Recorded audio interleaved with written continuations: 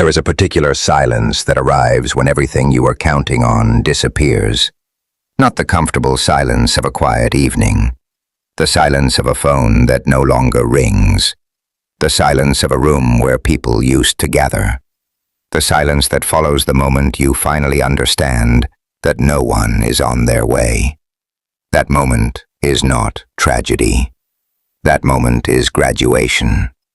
Because before a man can become anything worth becoming, he must first be emptied of the illusion that his rise will be a team effort. This is not a message designed to comfort you. Comfort is what kept you small. This is a message designed to arm you with the 10 principles that separate the men who are consumed by their circumstances from the men who are forged by them.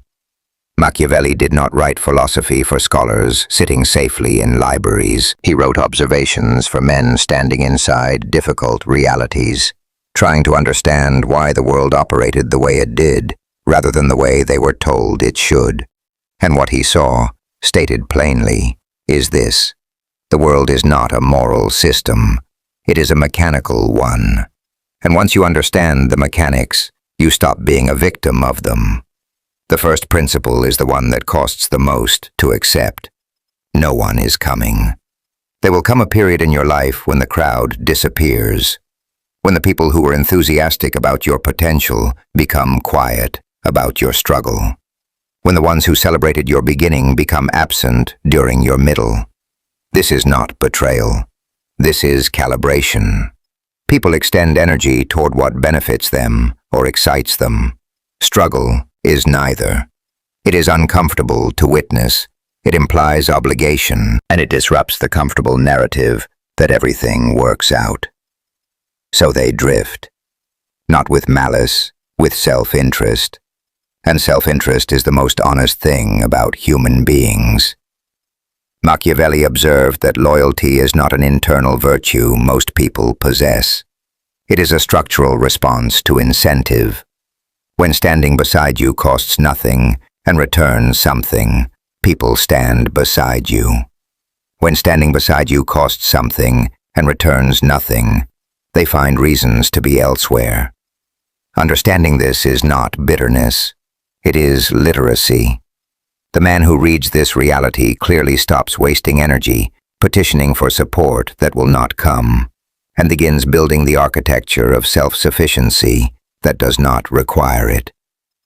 Isolation is not punishment. Every man who ever built anything of consequence went through a period of being utterly alone with his work, not surrounded by believers, not propped up by a community of supporters, alone, moving through days that produced no visible results, sustaining effort that received no applause. This is not a phase to survive. This is the phase where real construction happens. Because when no one is watching, you stop performing and you start becoming. The difference between those two things is the difference between a man shaped by audience and a man shaped by discipline. When you stop expecting support, something structurally important happens. The energy you were spending on seeking approval, on explaining yourself, on waiting for someone to finally see your potential, all of that energy becomes available for the actual work. Expectation is expensive. Release it, and you suddenly have more resources than you realized you possessed. The second principle dismantles one of the most expensive illusions men carry. Loyalty cannot be requested. Leverage must be constructed. The man who sits across from you speaking the language of loyalty, while internally calculating his exit, is not a liar in the simple sense. He is a human being, responding to incentive structures the way human beings do. Machiavelli was not cynical about this. He was precise.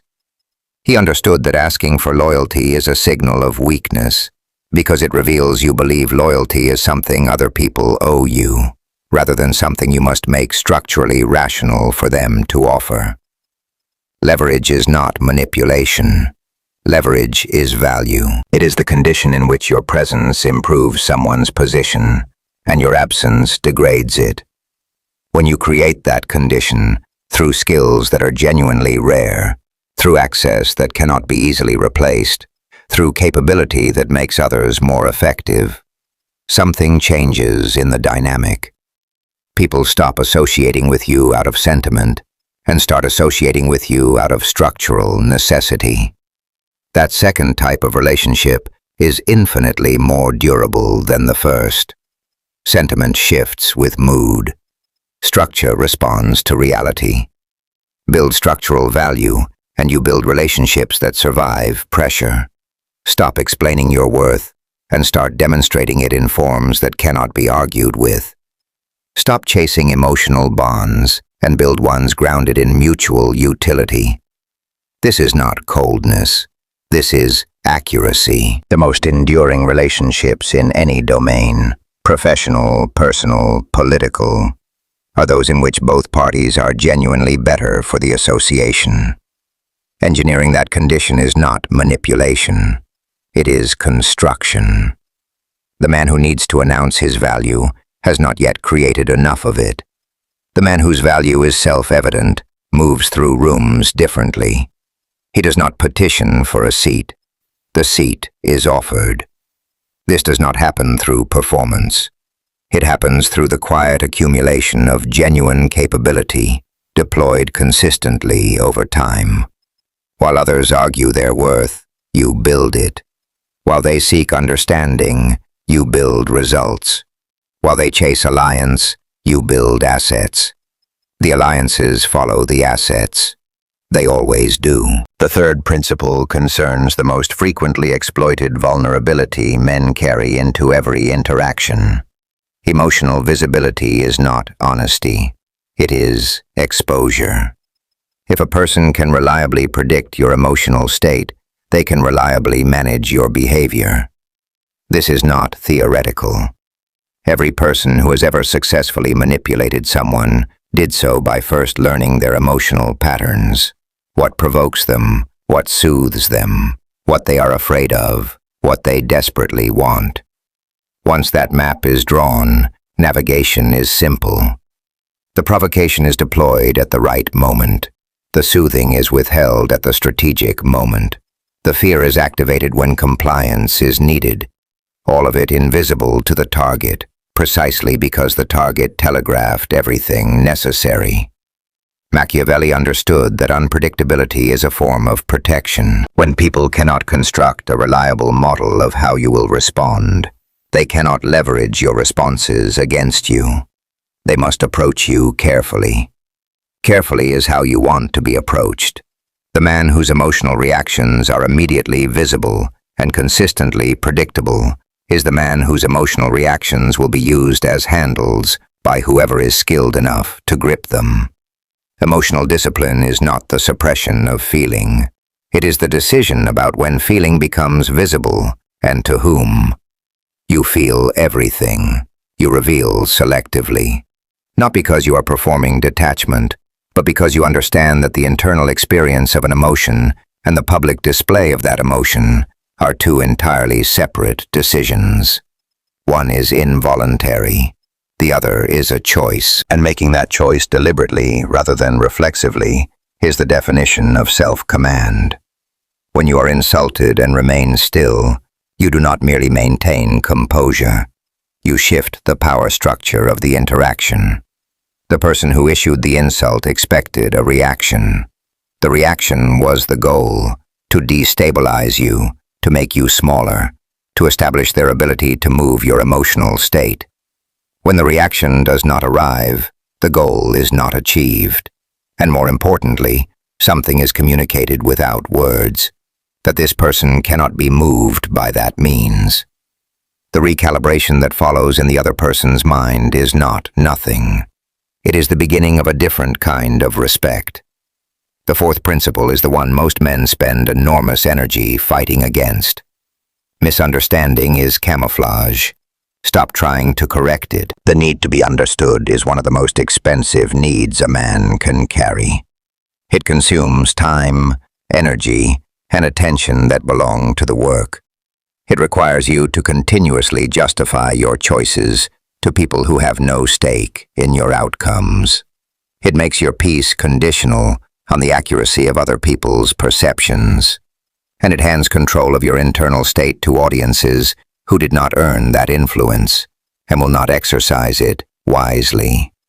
Machiavelli observed that the man whose motives are opaque is significantly harder to oppose than the man whose motives are transparent. When people think they understand you, they believe they can predict you. When they believe they can predict you, they believe they can manage you.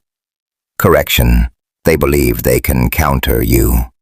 But when your direction remains unclear to outside observers, they cannot position against you effectively. They must wait and watch. Waiting and watching costs them initiative. Initiative is what you are accumulating while they speculate about your intentions. History does not record the men who were understood in real time. It records the men who were doubted, misread, underestimated, and sometimes despised, until the results made all previous interpretation irrelevant. The result does not care what narrative preceded it. The result is the final argument, and the final argument wins every debate retroactively. Let people misread your patience as passivity. Let them misread your silence as confusion. Let them misread your deliberate withdrawal as drift. Every misreading costs them clarity and gives you time. You are not here to be interpreted correctly at every stage. You are here to build something that speaks for itself at the end. The explaining can wait. The building cannot. The fifth principle is the one that determines whether all the others amount to anything. Motivation is weather. Discipline is infrastructure. Weather changes.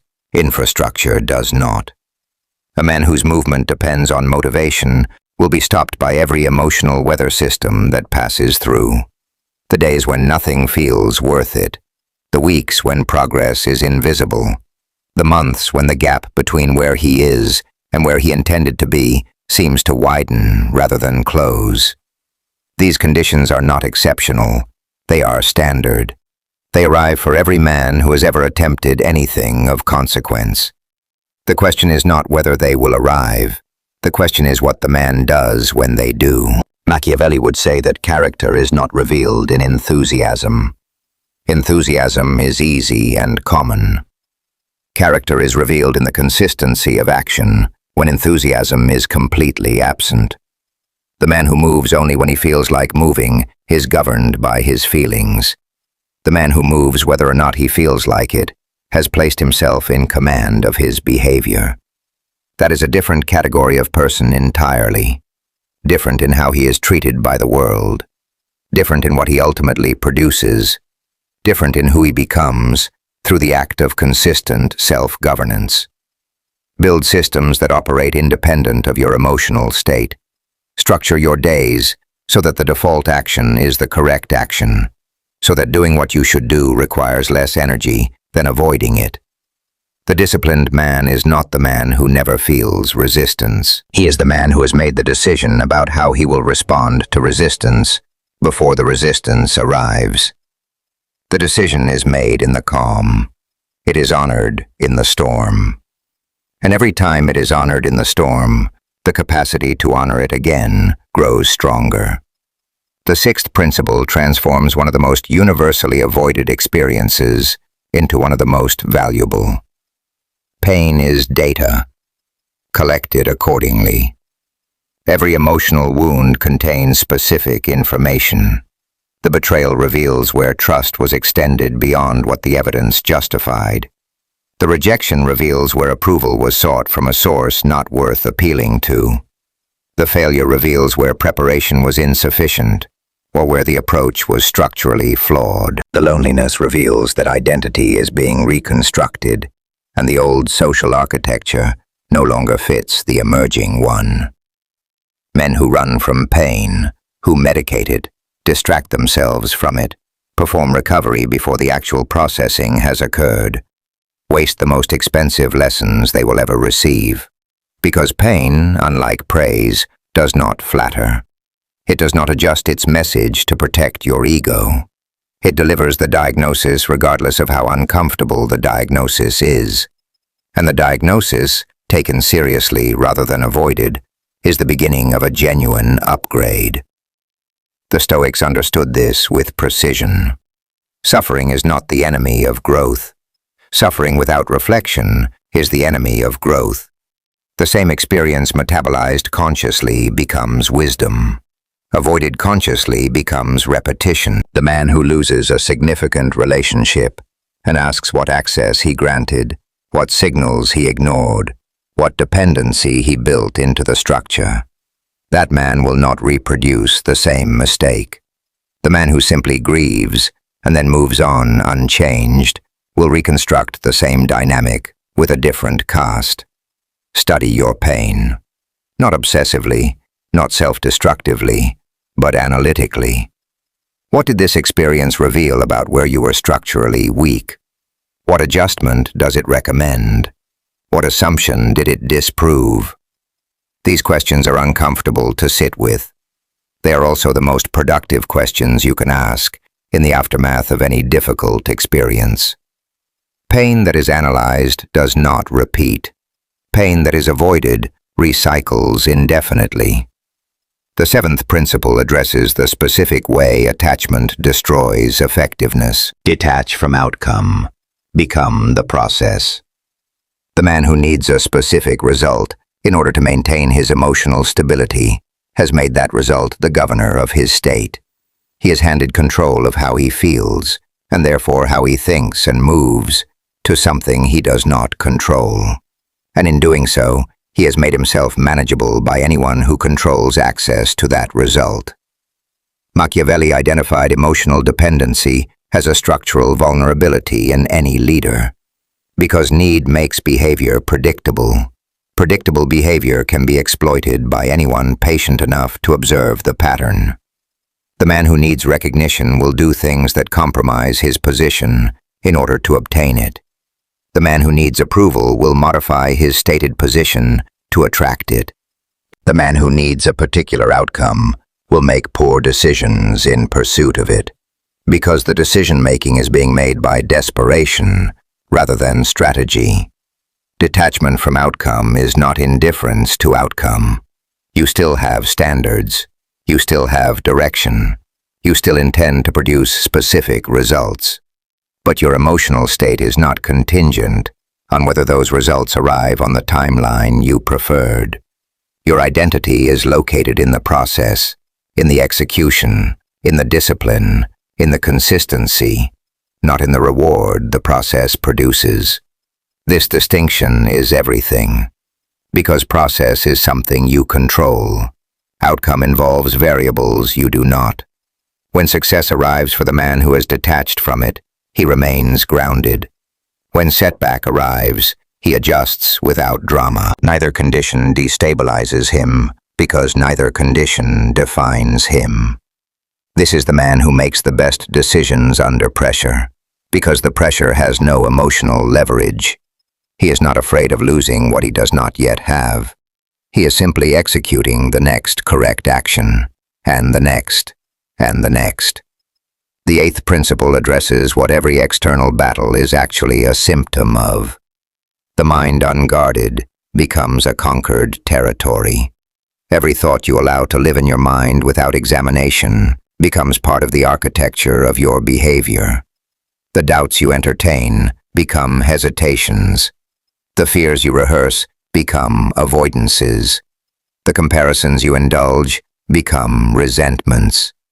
The excuses you rehearse become the explanations you eventually believe. The mind left unguarded does not remain neutral. It is colonized by the opinions of people who do not know your potential, by the cultural messages that benefit from your smallness, by the internal voice that learned to protect you through limitation and never received the update that limitation is no longer serving you. Machiavelli understood that the man who cannot govern his own mind cannot govern anything outside himself.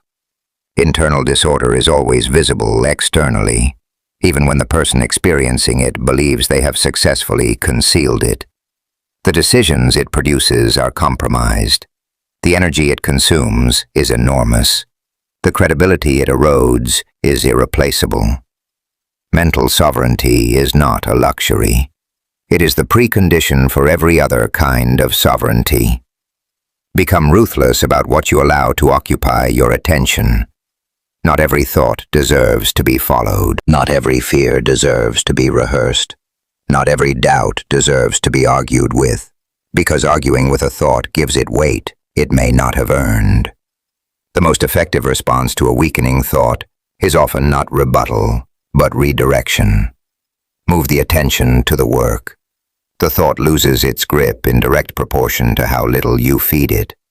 Build your cognitive environment with the same intentionality you would apply to your physical one. What you consume, informationally, socially, culturally, programs your default mental state. Surround yourself with inputs that are oriented toward capacity, toward strategic thinking, toward the kind of reality that allows for agency, rather than the kind that performs victimhood. Your mind becomes what you feed it.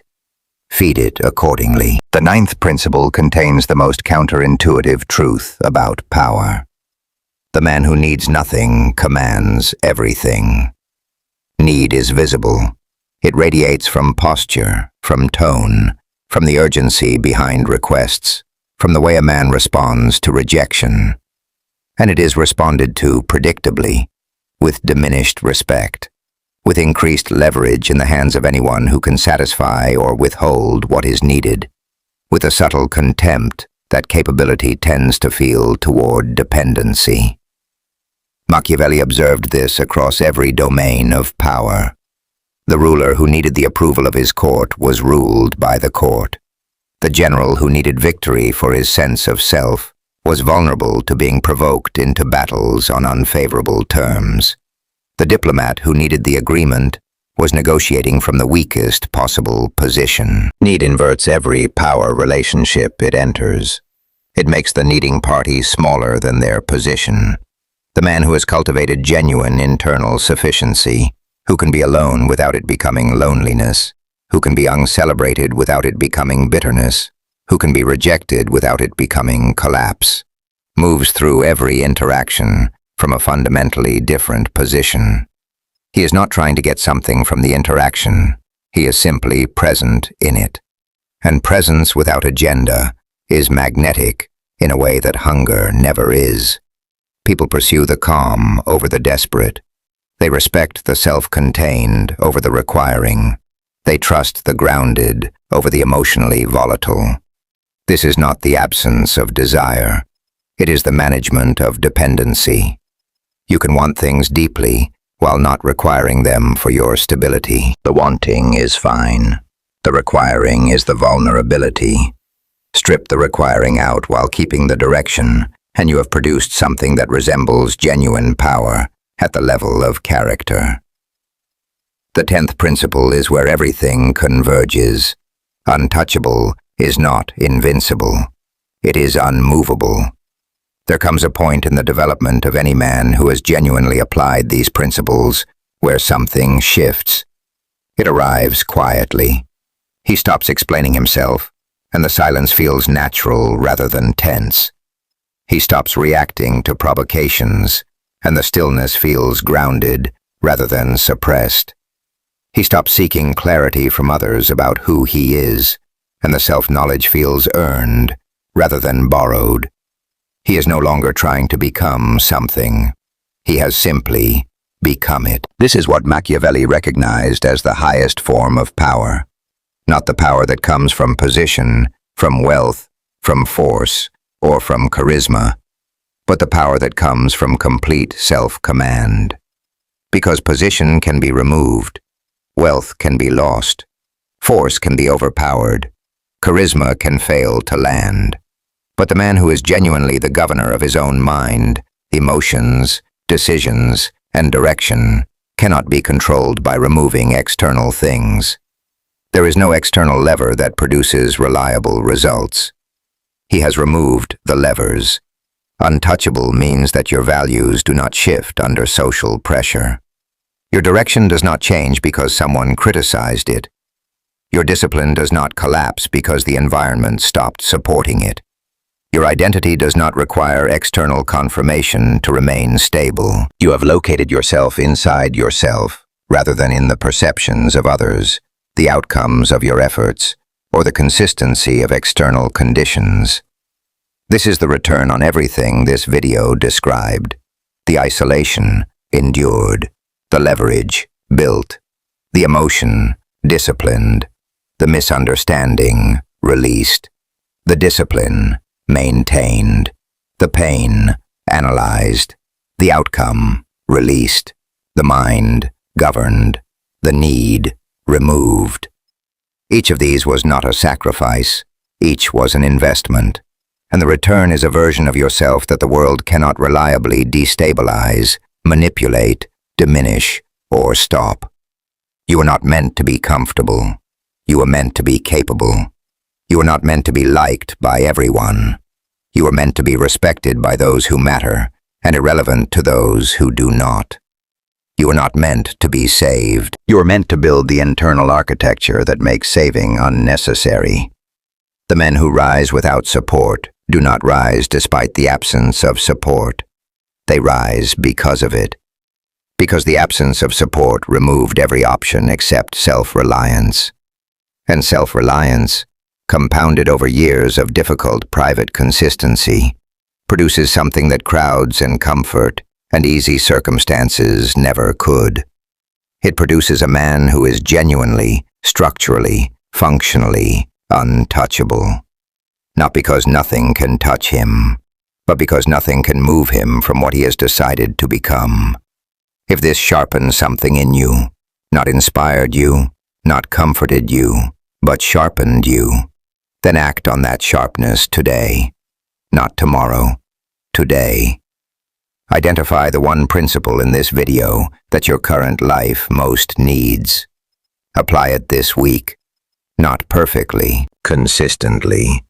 And subscribe if you want to continue this kind of conversation, the kind that does not tell you what you want to hear, but what the reality of your situation actually demands.